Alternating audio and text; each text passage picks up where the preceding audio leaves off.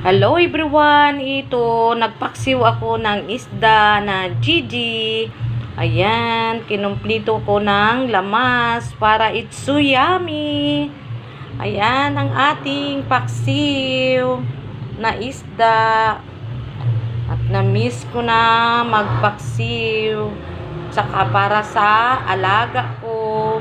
Yan ang ulam niya, paksiw na isda. Ito ay sa alaga ko. Yan. Ito ang ulam niya, guys. Ito na, guys, ang ating paksiw na isda. Luto na. Tikman natin. Wow. It's so yummy. Ang sarap naman talaga ng paksiw. O, diba?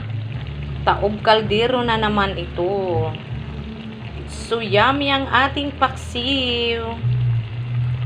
Gustong gusto to ng alaga ko, guys. Itong paksiw ay paborito.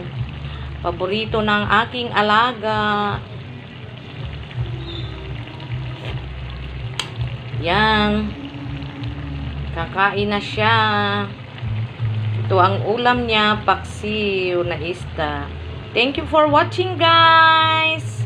Kainan na.